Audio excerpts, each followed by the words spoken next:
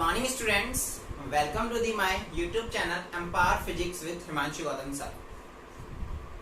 जैसा कि बच्चों आपको पता है, हम लास्ट क्लास में हमने चैप्टर की एंडिंग करी थी और मैंने आपको एक न्यूमेरिकल दिया था करने के लिए। आप सबको याद होगा, मैंने आपको लास्ट न्यूमेरिकल था जो कि मैंने आपको दिया था करने के लिए कि आप लोग का सबका होमवर्क रहेगा, आपको ये करना है। ठीक है बच्चा, तो देखो अपन लास्ट न्यूमेरिकल करते हैं। क्या था वो न्यूमेरिकल, मैं आपको करा रहा हूँ, ध्यान से देखिएगा। उसका डेटा कुछ इस प्रकार था। क्वेश्चन है, क्वेश्चन था बेटा शायद 1.20 था जहाँ तक मुझे याद है। तो क्वेश्चन कुछ इस प्रकार था कि आपको आवेश दे रखे हैं बेटा, आवेश दे रखा है प्लस माइनस 1000। बेटा बुक में कूलाम दे रखा होगा, एक बीच में जगह दे रखी हो, मिस प्रिंटिंग है, इसकी जगह आएगा माइक्रो कूलाम। ये तो आवेश दे रखे हैं प्लस माइनस यानी एक द्विध्रुव यानी कि एक डायपोल दे रखा है। बात समझ में आ रही है?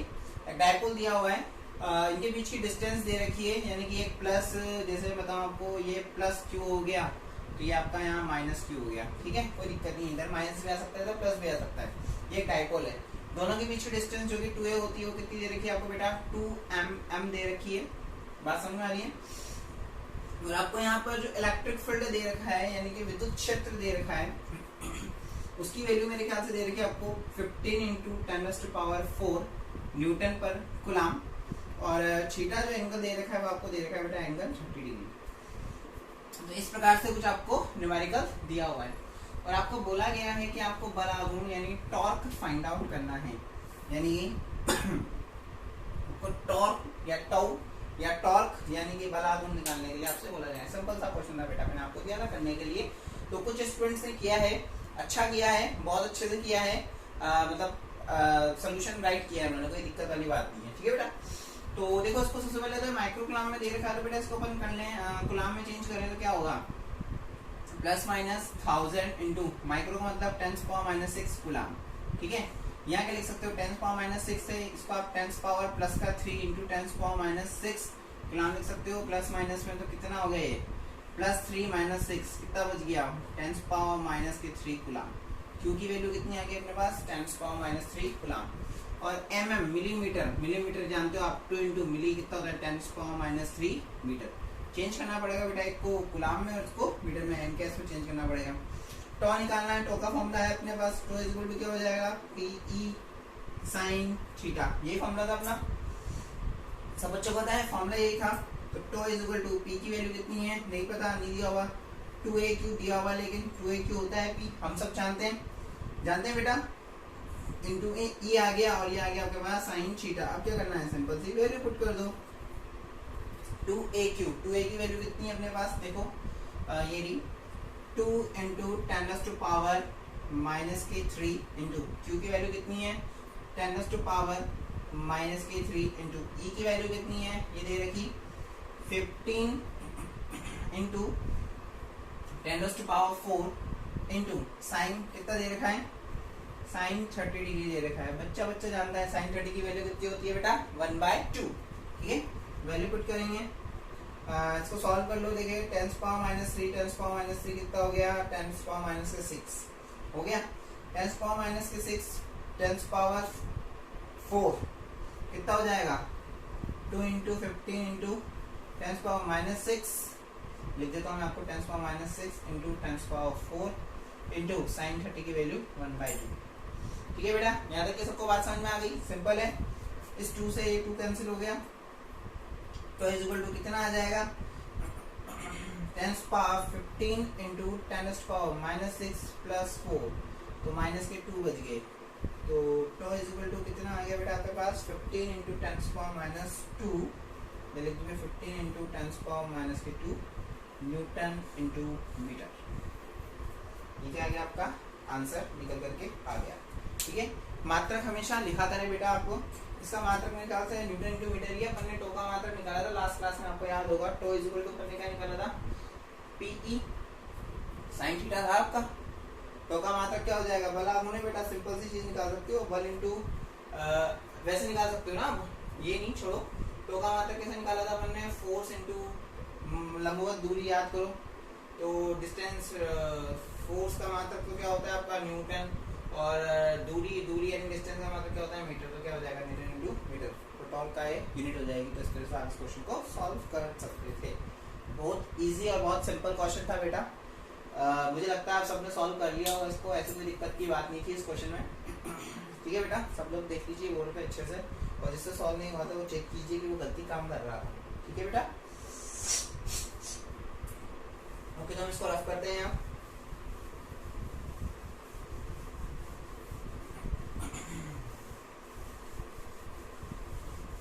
बेटा तो ये आपका चैप्टर फिनिश हो चुका है। आप लोग इसके जितने हो सके क्वेश्चन सॉल्व कीजिए, पीछे के क्वेश्चन सॉल्व कीजिए, जो नहीं हो वो हम डिस्कस करेंगे क्लास में, जब भी हमारा स्कूल स्टार्ट हो जाएगा हम क्लास में डिस्कस करेंगे उस बारे में।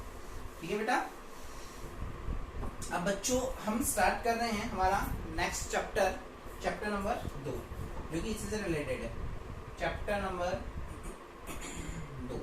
ठीक है, चैप्टर 2 जो है आपका वो है गाउस का नियम एवं इसके, या एवं अनुप्रयोग भी हो सकता है, एवं अनुप्रयोग हिंदी में इस तरह से बोलते हैं। इंग्लिश में जो चैप्टर का नाम हो जाएगा बेटा वो हो जाएगा Gauss law and it's applications. बहुत इंटरेस्टिंग चैप्टर है, बहुत मजेदार चैप्टर है, लेकिन ये चैप्टर पूरा लिंक्ड है आपके फर्स्ट चैप्टर से। फर्स्ट चैप्टर जिन बच्चों ने अच्छे से पढ़ा होगा उन बच्चों के लिए इस चैप्टर को कर पाना बहुत इजी हो जाएगा। ठीक है बेटा, तो गॉस लॉ एवं इट्स एप्लीकेशन, यानी गाउस का नियम एवं इसके अनुप्रयोग, ये आपका चैप्टर नंबर 2 आता है। मैंने आपको पहले ही बताया था आपका जो यूनिट फर्स्ट है जिसमें आपके फर्स्ट, सेकंड, थर्ड और फोर्थ चैप्टर है। ठीक है, ये 4 चैप्टर मिला के आपका 7 मार्क्स का चैप्टर है। ठीक है, तो इनमें से एक 4 मार्क्स का क्वेश्चन आएगा। ठीक है, तो इस तरह से आपका कुछ ये पैटर्न चलेगा। मैंने आपको फर्स्ट क्लास में समझाई थी, ये जो नंबरिंग का जो खेल था वो मैंने आपको लास्ट क्लास में बताया था। ठीक है ना बेटा, गॉस लॉ यानी कि गाउस का नियम एवं इसके अनुप्रयोग। तो सबसे पहला जो इसमें टॉपिक आता है बेटा वो आता है विद्युत फ्लक्स। क्या आता है? विद्युत फ्लक्स, यानी कि इलेक्ट्रिक फ्लक्स जो है हमारा वो फर्स्ट हेडिंग है इसके अंदर। क्या है? Electric flux. अब इलेक्ट्रिक फ्लक्स के बारे में आपने बेटा विद्युत फ्लक्स क्या होता है इसके बारे में आपने छोटी क्लासेस में पढ़ा होगा, 8, 9, 10th, 11th क्लास में भी हम कभी कभी फ्लक्स के बारे में पढ़ लेते हैं हल्का फुल्का। तो आप लोग जानते हो फ्लक्स क्या होता है, आपने वर्ड सुना है, पर एक्चुअली फ्लक्स क्या है मैं आपको आज समझाता हूँ। फ्लक्स क्या है बेटा, अपन क्या पढ़ रहे हैं अभी? विद्युत क्षेत्र पढ़ा है अपने, इलेक्ट्रिक फील्ड पढ़ा है। पहले मैं हिंदी मीडियम वाले बच्चों को बता रहा हूँ बेटा, हिंदी मीडियम वाले सुनना। अपन क्या कर रहे हैं अभी? विद्युत फ्लक्स पढ़ रहे हैं, यानी इलेक्ट्रिक फील्ड पढ़ रहे हैं।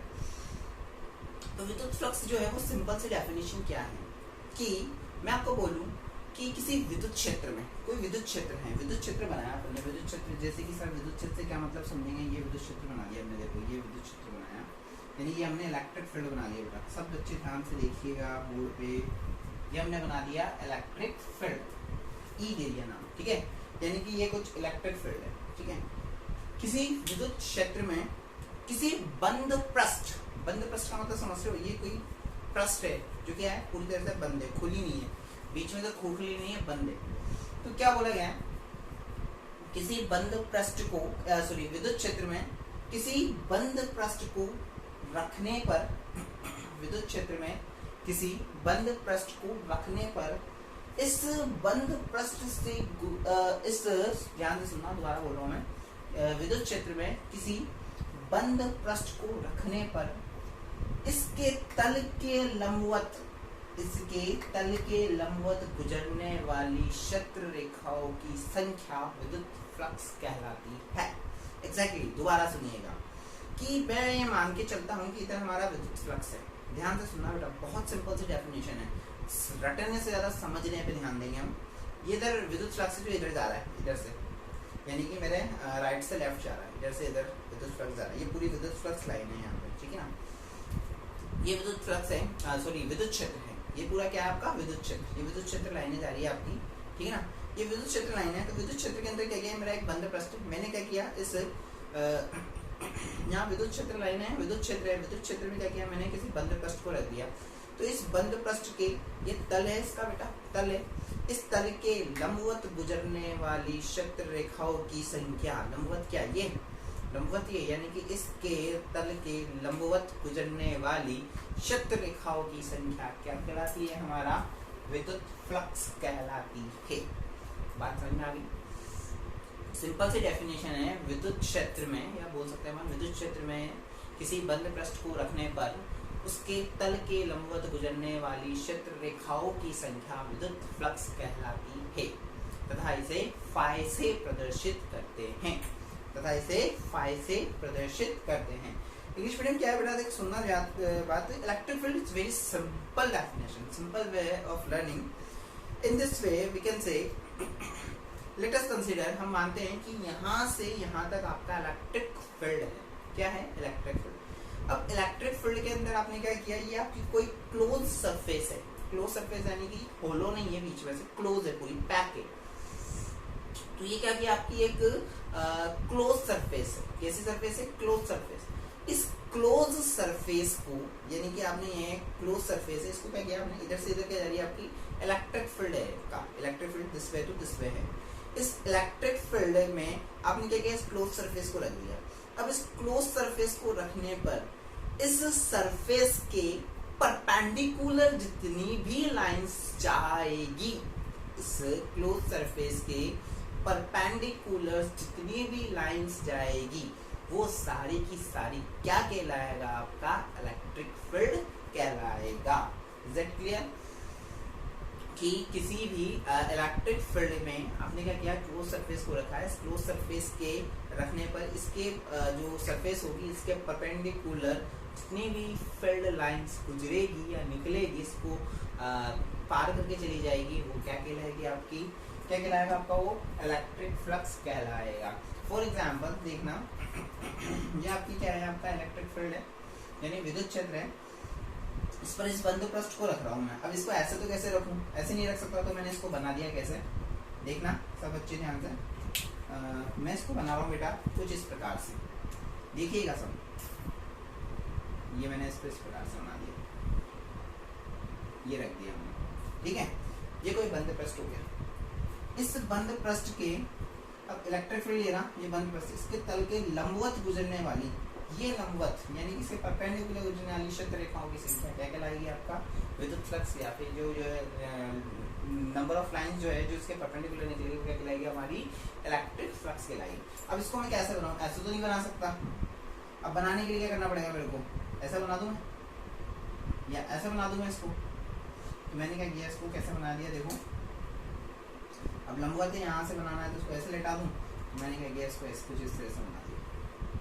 तो ये बन गया क्षेत्र रेखाओं की संख्या। क्षेत्र रेखाओं की संख्या को हम रिप्रेजेंट करते हैं बेटा, तो ए से आपकी बुक में आपको दे रखा है एस, मैं सरफेस है, इस कारण से बुक में एस से रिप्रेजेंट किया हुआ है, एरिया सरफेस, और मैं इसको ए से रिप्रेजेंट करूंगा। कोई दिक्कत नहीं, किसी से भी रिप्रेजेंट कर दो, सेम चीज है, ठीक है। तो ये जो पैटर्न है, ये आपका क्या कहलाएगा बेटा, विद्युत फ्लक्स यानी इलेक्ट्रिक फील्ड कहलाएगा, इलेक्ट्रिक फ्लक्स कहलाएगा। यहाँ तक कि मेरे को लगता है आप सबको बात समझ में आ गई होगी। इसका मैंने पॉइंट दे दिया, ये कुछ एंगल थीटा होगा, थीटा जो कि हमारे लिए क्या है, अभी परपेंडिकुलर जो कि 90 डिग्री है। मे भी इन दैट केस वो आगे जाके थीटा भी हो सकता है, जरूरी नहीं है कि लंबवत में एंगल 90 डिग्री हो। मैंने मान लिया ये एंगल सम एंगल थीटा है, ठीक है। अब इसको बेटा रिप्रेजेंट जो करते हैं, लिखने का तरीका होता है, इलेक्ट्रिक फ्लक्स को हम रिप्रेजेंट करते हैं यानी प्रदर्शित करते हैं, वो है हमारा फाई। हम इलेक्ट्रिक फ्लक्स को यानी विद्युत फ्लक्स को किससे रिप्रेजेंट करते हैं, फाई से। आपने देखा होगा, सुना होगा बचपन की क्लासों में। अब बेटा इलेक्ट्रिक फ्लक्स की डेफिनेशन पढ़ ली कि इलेक्ट्रिक फ्लक्स होता क्या है, विद्युत फ्लक्स होता क्या है। अब इसको रिप्रेजेंट किससे करते हैं, ये भी देख लिया। और इसका मैथमेटिकल फॉर्मूला क्या है कि सर हमें बोल दिया गया है फ्लक्स क्या होगा, हम बता रहे हैं, पर इसको रिप्रेजेंट कैसे करेंगे, मैथमेटिकली। तो मैथमेटिकली फ्लक्स जो है, फ्लक्स जो साइंटिस्ट ने बताया कि विद्युत फ्लक्स जो होता है, हिंदी में सुनना, विद्युत फ्लक्स जो होता है फाई, वो क्या होता है बेटा, विद्युत क्षेत्र ई वेक्टर व क्षेत्रफल सदिश, ये क्या है सारे आपके क्षेत्रफल सदिश के अदिश गुणनफल के तुल्य होता है। अदिश गुणनफल को अपन प्रदर्शित करते हैं डॉट से, यानी कि हमारे पास रिजल्ट निकल के आ रहा है कि हमारा जो फ्लक्स होगा हम इसको क्या किस प्रकार से रिप्रेजेंट करेंगे, फ्लक्स जो होता है वो क्या होता है, विद्युत क्षेत्र व क्षेत्रफल सदिश के अदिश गुणनफल के तुल्य होता है। यानी कि आपका जो इलेक्ट्रिक फ्लक्स है बेटा वो क्या होगा, वो इलेक्ट्रिक फील्ड एंड एरिया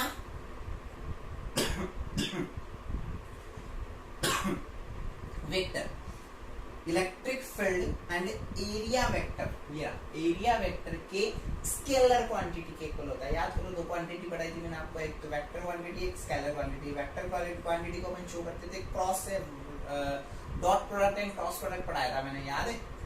तो क्रॉस प्रोडक्ट होता था जिसमें अपन साइन थीटा लिखते थे, होता था डॉट प्रोडक्ट जो कि स्केलर क्वांटिटी के लिए यूज होता है। तो क्या हो गया आपका, ये जो है इलेक्ट्रिक फील्ड और आपका वेक्टर एरिया वेक्टर का जो है वो डॉट प्रोडक्ट होता है। ये होता है आपका फाई। उसको देखो अपन किस प्रकार से लिख सकते हैं बेटा, फाई इज इक्वल टू, दो डेटा हो गए, क्या आ जाएगा, ई ए, बच्चा जानता है दो डेटे का तो क्या आता है, कॉस थीटा आता है। फाई इज इक्वल टू हमारे पास जो फॉर्मूला आ गया वो क्या आ गया, E A cos theta. Very important flux के पॉइंट ऑफ व्यू से, it is also very important flux के पॉइंट ऑफ व्यू से। ये पता है तो ये निकल करके आ जाएगा हमारे पास वेरी इजीली, कोई दिक्कत नहीं आएगी। ठीक है बेटा, यहाँ तक किसी को कोई दिक्कत नहीं है। हम बहुत स्लोली पढ़ रहे हैं बेटा, किस तरह से ये उठेगा, किस तरह से एक क्वांटिटी एक विजिट आ रही है हमारे पास, एक फॉर्म, एक डेरिवेशन में, मतलब जो क्वांटिटी है हम कैसे ले रहे हैं, एक चीज में बहुत धीरे बता रहा हूँ। ठीक है, यहाँ तक ये कहानी समझ में आ गई। अब अपन लेते हैं यदि अल्पांश क्षेत्रफल सदिश अल्पांश हो तो ये बोल सकते हैं, if area vector is very smaller. तो आप क्या कर सकते हो, स्मॉलर के रूप में अपन क्या लिख सकते हैं, ए वेक्टर जो है वो स्मॉल होगा तो किसमें चेंज हो जाएगा, आपको पता है डीए में चेंज कर सकते हैं, स्मॉल छोटा पार्ट। तो ये ए है, तो देखो अपन क्या लिख सकते हैं यहाँ पे, ई वेक्टर डॉट डीए वेक्टर। अगर ये स्मॉल के लिए निकल के आया, स्मॉल वेक्टर है, तो जो फ्लक्स होगा वो भी क्या हो जाएगा, स्मॉल हो जाएगा। तो इसको भी अपन कैसे लिख देंगे, डी फाई से लिख देंगे। तो हमारे पास क्या निकल के आएगा, if area vector is very small, यदि क्षेत्रफल अल्पांश है तो d phi is equal to, कर सकते हो आप E vector dot d A vector. जरूरी नहीं है बेटा, कुछ लोग चलो ऐसे ही है, इसको अपन ऐसे ही लिखेंगे, d phi is equal to E vector dot d A vector. Very easy pattern, बहुत इजी तरीके से हमने लिखी है।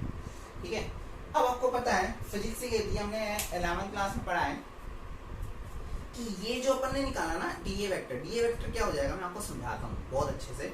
जैसे कि ये एक सरफेस है, एक बंद पृष्ठ है, इतनी बड़ी पृष्ठ है, ठीक है ना, अपन ने इसको यहाँ पर रख दिया ऐसा, ये एक बंद पृष्ठ है, इसके किसी एक पॉइंट से निकली है लाइन, ये एक पॉइंट से निकली है, ये हो गया आपका डीए वेक्टर। तो अभी जो फ्लक्स निकल कर आया वो किसका है, पूरे का निकल के आया, इस डीए वेक्टर के कारण निकल के आया, इस पॉइंट के कारण आया, ऑब्वियसली इस पॉइंट के कारण निकल के आया, क्योंकि अपन ने क्या लिया है, ई डॉट डीए वेक्टर, जो कि सिर्फ इतना सा निकल कर आया। अब ये पूरे सरफेस का नहीं निकल कर आया, पूरे सरफेस का कैसे निकल कर आएगा, पूरे सरफेस का हमने निकाला ही कहाँ, सिर्फ एक पॉइंट है, आपने दिया है कि एक पॉइंट पे यहाँ पे डीए वेक्टर है, तो डीए वेक्टर के लिए निकल कर आ गया, निकल के आया फ्लक्स से, लेकिन किसके लिए निकल के आया, इस डीए वेक्टर के लिए। अगर यहाँ पे आप ये दो डीए वेक्टर ले लोगे तो क्या करोगे, दोनों को ऐड कर दोगे तो दो के लिए निकल के आ जाएगा। अभी भी ऐसे 5, 10, 15, 20 जितने होंगे उसके लिए निकाल। अगर आपको बोला जाए कि आपको पूरे का निकालना है, किसका निकालना है, पूरे का निकालना है, तो फिजिक्स कहती है जब भी आपको संपूर्ण पृष्ठ का, यानी कि संपूर्ण पृष्ठ का फ्लक्स निकालना हो या कुछ भी निकालना हो, तो हम क्या करते हैं, इसका समाकलन करते थे। क्या करते थे हम, इसका समाकलन। बेटा देखो, जो आपका ये जो क्लोज, ये आपकी क्लोज सरफेस है, इस पे जो आपने एरिया वेक्टर लिया है, जैसे कि ये ले लिया डीए वेक्टर, वो किसके लिए निकल के आ रहा है, जो आपका इलेक्ट्रिक फ्लक्स निकल कर आएगा वो किसके लिए निकल के आएगा, सिर्फ डीए वेक्टर के लिए निकल करके आएगा। वो आपकी पूरी की पूरी सरफेस के लिए नहीं निकल के आ रहा है, जो क्लोज सरफेस के लिए नहीं निकल के आ रहा है। डीए वेक्टर इसको हो गया, डीए वेक्टर इसको हो गया, दोनों को जोड़ दो तो इन दोनों का निकल के आया, पर अभी भी ये पूरी सरफेस का नहीं निकल कर आया है। और जब भी हमें पूरी सरफेस का niकालना होगा, हम क्या कर देंगे, इसका इंटीग्रेशन कर देंगे। तो देखो हम इसका क्या कर सकते हैं, बोलें कि संपूर्ण पृष्ठ का विद्युत फ्लक्स क्या बोल सकते हैं हम, electric flux for fully surface, पूरी सरफेस का, टोटल सरफेस। ठीक है, क्या करेंगे बेटा आप इसका समाकलन यानी इंटीग्रेशन कर देंगे। इंटीग्रेशन करेंगे तो क्या करेंगे, ये कर दिया हमने d phi is equal to integration of, क्या आ गया आपके पास, E vector dot d A vector, ये निकल कर गया।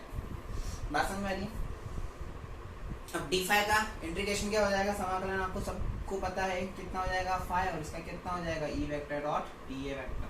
देखो अपने आप जो आपका समाकलन है यानी जो इलेक्ट्रिक फ्लक्स है यानी विद्युत फ्लक्स है वो किसका निकल जाएगा, पूरी सरफेस का आ गया, डायरेक्ट फाई निकल कर आ गया हमारे पास डी फाई। जैसे ही समाकलन किया रिजल्ट क्या आ गया फाई, जो कि फाई क्या होगा, इस पूरी की पूरी सरफेस का क्या निकल के आ जाएगा, विद्युत फ्लक्स यानी कि इलेक्ट्रिक फ्लक्स निकल करके आ जाएगा इस पूरी की पूरी सरफेस का। देखो फाई निकल के आ गया। पहले हमारे पास डी फाई था, जैसे हमने इसका इंटीग्रेशन कर दिया, जैसे हमने इसका समाकलन कर दिया, क्या निकल के आ गया, इस पूरी की पूरी सरफेस का इलेक्ट्रिक फ्लक्स निकल करके आ गया। बात समझ में आ गई। अब देखो ये तो उस चीज के लिए भी अलाउ है कि आपको टोटल फ्लक्स निकालना है किसी भी सरफेस का, आप ये लगा सकते हो इंटीग्रेशन। लेकिन यहाँ हमें एक पॉइंट नोट करना पड़ेगा कि यहाँ पे जो हमने सरफेस यानी पृष्ठ यूज करी है वो है आपकी बंद पृष्ठ। कैसे पृष्ठ है बेटा, बंद पृष्ठ यानी क्लोज सरफेस है। तो इसलिए जो आप यहाँ पे इंटीग्रेशन या समाकलन जो यूज लेंगे, हम इस्तेमाल करेंगे, वो समाकलन होगा, वो कहलाएगा यहाँ पर बंद पृष्ठ समाकलन। क्या कहलाएगा यहाँ पे, क्लोज सरफेस इंटीग्रेशन। उसको रिप्रेजेंट करने का तरीका भी डिफरेंट है, अभी मैं बता रहा हूँ हम इसको किस तरह से रिप्रेजेंट करेंगे। यानी कि अगर आपकी ये बंद पृष्ठ नहीं होती ना, तो भी अगर आपको पूरा फ्लक्स निकालना होता तो भी आप क्या कर सकते हैं, सिंपली इंटीग्रेशन यानी सिंपल समाकलन कर सकते हैं जैसे हमने किया। लेकिन हमें यहाँ मेंशन किया गया है कि हमारी जो सरफेस है या पृष्ठ है वो क्या होना चाहिए, बंद होना चाहिए। कैसा होना चाहिए, बंद होना चाहिए। अगर ये बंद पृष्ठ है तो इसके लिए जो समाकलन यानी ये क्लोज सरफेस है तो इसके लिए जो इंटीग्रेशन यूज होगा वो कहलाएगा हमारा क्लोज सरफेस इंटीग्रेशन।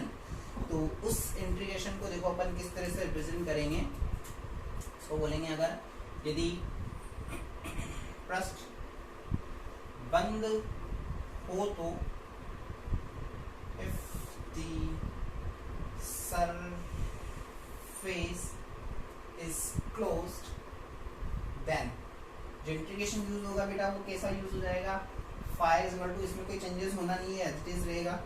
यहाँ पर जो समाकलन यूज होगा बेटा एक क्लोज सरफेस हो जाएगा। क्लोज का मतलब क्या हो गया कि आपने क्या कर दिया, इसके अंदर एक गोला बना दिया जो कि रिप्रेजेंट करता है, सेम चीज है, समाकलन का सिंबल है यानी इंटीग्रेशन का सिंबल है लेकिन इसमें एक गोला बना दिया। गोला कारण क्या होता है, उसने उसको लिमिट में कर दिया यानी इसको बंद कर दिया, कहीं से खुला नहीं है ये रिप्रेजेंट करता है आपका बंद पृष्ठ समाकलन।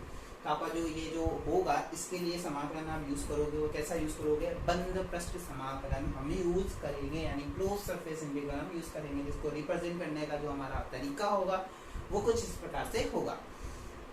फाई इज इक्वल टू हम लिख सकते हैं इसको क्लोज सरफेस इंटीग्रल, इसको बोलने का तरीका भी ये होगा, phi is equal to close surface integral E vector dot d A vector. यानी phi is equal to Hindi medium में बेटा ये बोलेंगे अपन, या तो हिंदी में बोलो बंद पृष्ठ समाकलन ई vector dot d A vector. Odd लगता है ये, अच्छा नहीं लगता बोलने, बोलोगे कैसे हम इसको, phi is equal to close surface integral E vector dot d A vector. बात समझ में आ गई। यहाँ पे जो मैंने लिखी है बहुत सिंपल है, इसको देखा इस तरह से भी लिख सकते हैं, ऐसा नहीं है कि इसको इस तरह से नहीं लिख सकते, इस तरह से भी लिख के अपन इसको निकाल सकते हैं। जैसे कि क्लोज सरफेस इंटीग्रल पहले रहा होगा d phi is equal to close surface integral E vector dot d A vector. तो यहाँ से आप क्या लिख सकते हो, फाई इज इक्वल टू, इसका इंटीग्रेशन वही है, इंटीग्रेशन सेम होगा, सेम जो होता है वही होगा, बस क्लोज कर दिया यानी बंद कर दिया, सिंबल लगा दिया, बाकी सेम होगा। कुछ डिनाया नहीं है कि सर नया कुछ इंटीग्रेशन अलग तरीके से होगा क्या, नहीं, समाकलन उसी तरीके से होगा जैसा अब तक होता आया है। जैसा कि हमने 11th क्लास में समाकलन पढ़े, इंटीग्रेशन पढ़े, हम वैसे इसको इंटीग्रेट करेंगे। बात समझ में आ गई यहाँ तक की। तो ये विद्युत फ्लक्स के बारे में थोड़ी सी और छोटी सी कहानी थी जो कि मैंने आपको बताई। सब बच्चे बोर्ड पे अच्छे से देखिएगा बहुत सिंपल तरीका है, बहुत सिंपल है चीज़ें, ठीक है बेटा। इसको हम रफ करते हैं, आगे पढ़ते हैं और आगे देखिए क्या आता है इसमें, और आगे हम और क्या क्या पढ़ सकते हैं।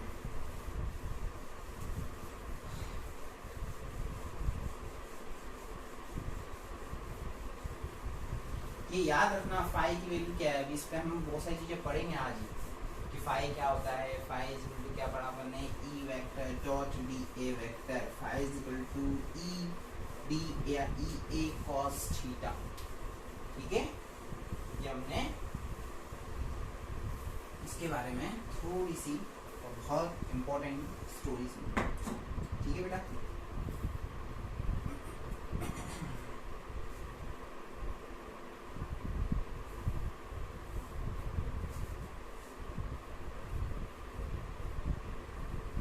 चलो कंटिन्यू करते हैं आगे इसको। ठीक है बेटा, अब आगे अपन इस पे कुछ स्पेशल केसेस ले लेते हैं। स्पेशल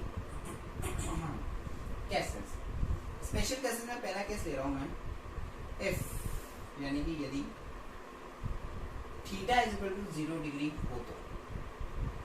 थीटा कितना लिया मैंने, 0 डिग्री। आपको पता है phi is equal to formula है हमारे पास E vector E A vector cos theta या E d A vector cos theta, कुछ भी यूज करके अपन इसको लिख सकते हैं। ठीक है, phi is equal to theta is equal to 0 degree यानी कि ई डॉट हटा दिया तो कॉस थीटा आ गया E A cos 0 degree. Cos 0 की वैल्यू कितनी होती है बेटा, 1। फाई इज इक्वल टू क्या निकल के आएगा, ये बात समझ में आ गई। इसको अगर इमेजिन करें हम क्या होगा, यानी कि ये इलेक्ट्रिक फील्ड है हमारा। डायग्राम बनाने की कोशिश करता हूँ मैं, देखो इसका डायग्राम कैसे बनाएंगे। ये इलेक्ट्रिक फील्ड है यानी कि विद्युत क्षेत्र है ये वेक्टर। ठीक है, जैसे कि ये दे रखा है इलेक्ट्रिक फील्ड या इलेक्ट्रिक फील्ड लाइन मान। चलो मैं इसको थोड़ा और सिंपल बनाता हूँ, थोड़ा कंफ्यूजन डायग्राम हो जाएगा आपके लिए। अपन ने क्या किया, सिंपल से ये बंद पृष्ठ बना दी। देखना ये बंद पृष्ठ बनाई। ठीक है, अब बोला गया है E theta is equal to 0 degree का मतलब पता है क्या है आपको, कि ई और ए के बीच में जो कोण होगा, जो एंगल होगा, ई और ए के बीच में जो एंगल होगा वो कितना होगा, 0। ई और ए के बीच में एंगल अगर 0 है, डेट मींस हमें क्या समझ में आ रहा है, दोनों एक ही दिशा में। एग्जैक्टली दोनों एक ही दिशा में हैं। अगर मैं बोलूं कि इधर ई वेक्टर है तो ऑब्वियसली ए वेक्टर को भी यहाँ होना पड़ेगा, तब जाके इनके बीच में जो थीटा है, ये ओ बिंदु बोल दिया, थीटा है वो कितना होगा, 0 डिग्री। अदरवाइज हो ही नहीं सकता है 0 डिग्री। दोनों को सेम डायरेक्शन में होना पड़ेगा, यानी कि जब theta is equal to 0 degree होगा तो क्या होंगे, सेम समान दिशा में होंगे, यानी कि सेम डायरेक्शन में होंगे। बात समझ आ गई यहाँ तक की। ठीक है, second case, theta is equal to 90 degree. Theta is equal to 90 degree तो फाई इज इक्वल टू क्या हो जाएगा बेटा, E A cos 90 degree. Cos 90 degree की वैल्यू कितनी होती है, बच्चा जानता है। 90 डिग्री की वैल्यू कितनी होती है, कोस 90 0। ये 0 हो गया तो फाई भी कितना हो गया, 0। फाई 0 हो गया, डेट मीन्स इस केस में जब ये दोनों एक दूसरे के लंबवत होंगे, यानी कि वहां से कुछ भी फ्लक्स नहीं गुजरेगा। यानी फ्लक्स कितना होगा उस केस में, 0। कितना हो जाएगा, 0। बात समझ में आ गई। इसका डायग्राम बनाते हैं, देखो बहुत इजी डायग्राम है।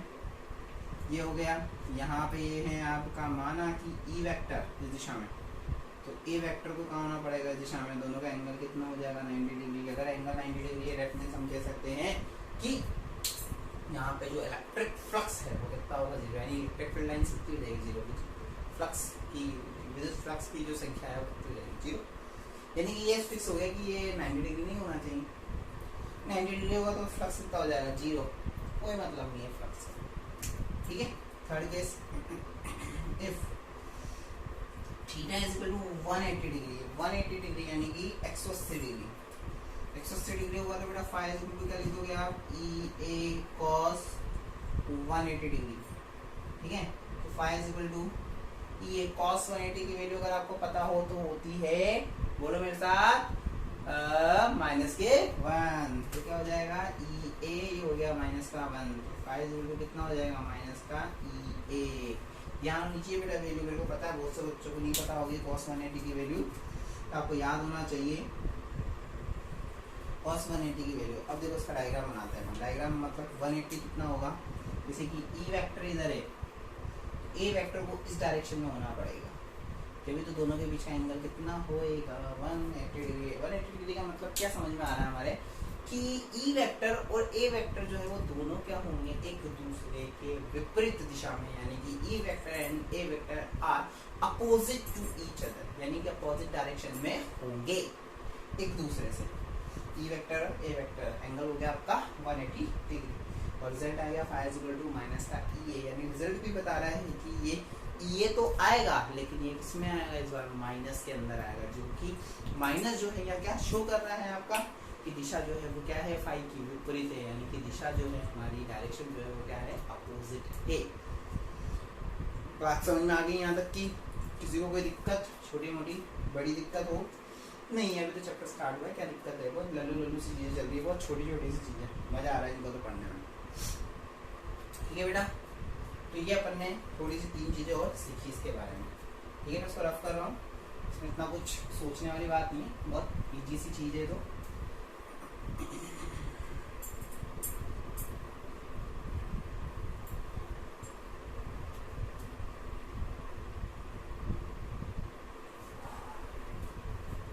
ये लो हमारा बोर्ड क्लीन हो गया है एकदम। ठीक है, चलो आगे बढ़ते हैं। आगे बढ़ते हैं पहले बेटा एक चीज़ बता दूँ, हो सकता है मे बी अनलॉक 4 में हमारे स्कूल ओपन हो जाएँ, तो get ready and be ready कि अब हम जल्दी एज सुन एज पॉसिबल हम स्कूल में मिलें और आमने सामने बैठ के अब लेक्चर अटेंड करें। काफ़ी टाइम से ऑनलाइन पढ़ रहे हैं हम, मज़ा आ रहा है वैसे, बट बहुत लंबे लंबे टाइम खिंच रहा है ये, ऐसे काम नहीं चलेगा ऑनलाइन से, क्योंकि हमें डेली पढ़ने की रिक्वायरमेंट है। अब आपको भी बहुत इच्छा होती होगी डेली पढ़ने की, मेरी भी इच्छा होती है डेली पढ़ाने की, मैं तो पढ़ा लेता हूँ फिर ऑनलाइन कहीं ना कहीं। चलो ये हो गया काम, आगे बढ़ते हैं। अब आगे बढ़ने के लिए हम आगे जो है छोटा सा न्यूमेरिकल देखते हैं, देखिए आपको कितना आया समझ। न्यूमेरिकल है कि आपको इलेक्ट्रिक फील्ड दे रखा है, ई वेक्टर बोल दूँ मैं, हाँ ई बोल देता हूँ, कि आपको इलेक्ट्रिक फील्ड दे रखा है, ई वेक्टर यानी विद्युत क्षेत्र दे रखा है। कितना दे रखा है देखना ध्यान से, ये दे रखा है बेटा आपको 200 I cap plus 300 J cap, और ये दे रखा है वोल्ट पर मीटर। ए वेक्टर दे रखा है आपको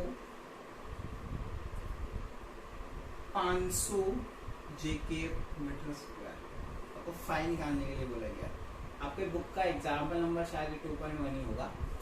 अब ये सॉल्व कराने से पहले हम छोटी सी चीज यहाँ रह गई हमारी जो डिस्कस करेंगे वो है यूनिट, यानी कि मात्रक फाई का और वीमा। डिस्कशन नहीं किया इसका तो हमने, आज भूल गए हम थोड़ा सा। यूनिट और मात्रक के बारे में हम बात करेंगे, क्या होता है देखो, मात्रक निकालें, फाई इज इक्वल टू क्या हो जाएगा आपका ई ए, हो गया, बहुत सिंपल है निकालना, आप निकाल सकते हो, मेरी रिक्वायरमेंट ही नहीं है आपको निकालने के लिए, तो इतना सिखा चुका हूँ मैं आपको। Phi is equal to E A, phi is equal to E का मात्रक क्या होता है बेटा आपको पता है, न्यूटन पर कूलम। ए का मात्रक क्या होता है, मीटर स्क्वायर, क्या होता है मीटर स्क्वायर, देखो निकल के आगे, न्यूटन पर कूलम इनटू मीटर स्क्वायर। एक और मात्रक होता है बेटा इसका, विज्ञान में लिखोगे तो यहाँ तो वोल्ट पर मीटर लिखा, ये क्या सीन हो गया भाई, वोल्ट पर मीटर लिख दिया, क्या सीन हो गया ये, या वोल्ट इंटू मीटर, देखो क्या आता है क्या नहीं आता है, सोचने की बात है।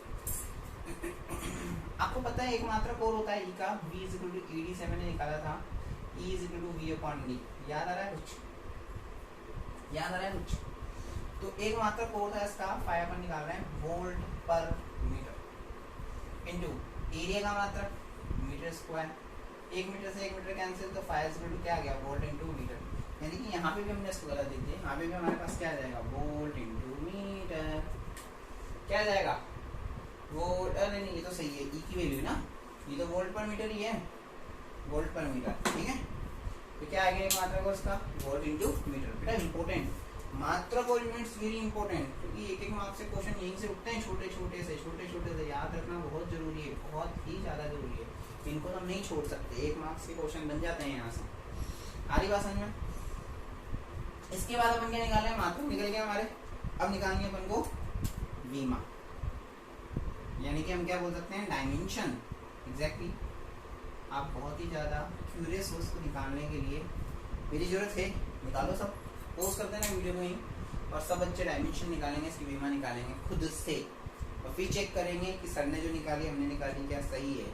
ठीक है, मैं निकाल रहा हूँ इसकी, फाई इज इक्वल टू बेटा न्यूटन कितनी होती है m1l1t माइनस 2 अपॉन गुलाम की a1t1, बच्चा बच्चा जानता है मीटर की L1 स्क्वायर है तो क्या कर देंगे L2। ठीक है, यहाँ से आपकी डायमेंशन निकलने जा रही है।